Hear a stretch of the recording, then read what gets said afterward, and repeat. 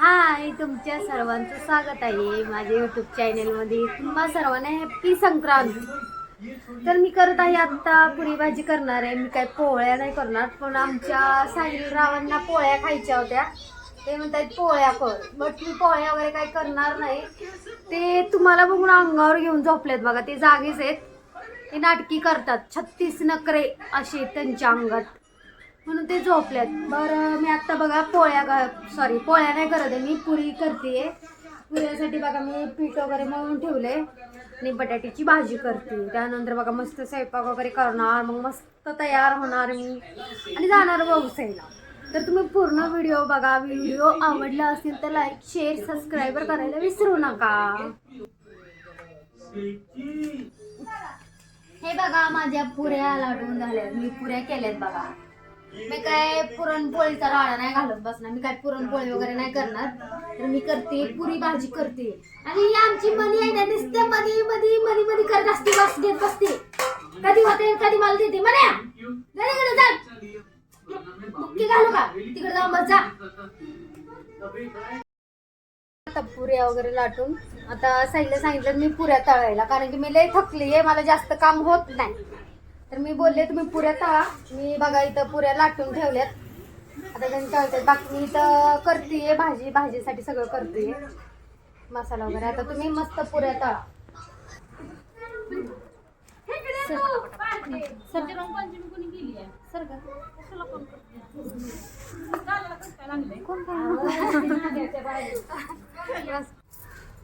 मेहंदी काढली नाही.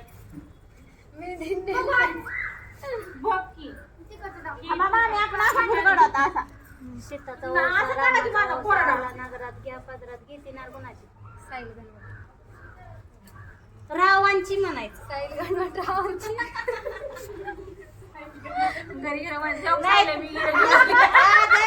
नुसतं साईल रावांची म्हणलं तरी चालेल.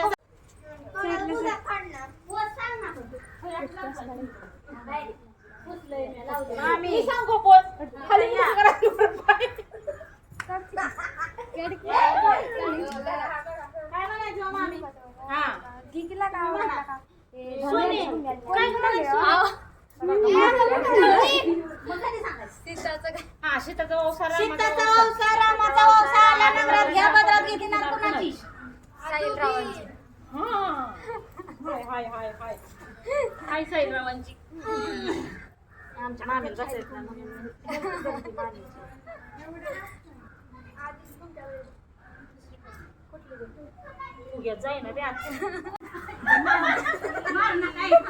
हे कुठे ठेवायचं आता? ते ठेवायचं आणि परत आपल्याच पिशवीत ठेवायचं, पण ते ठेवायचं आधी थोडीशी पिशवी असं.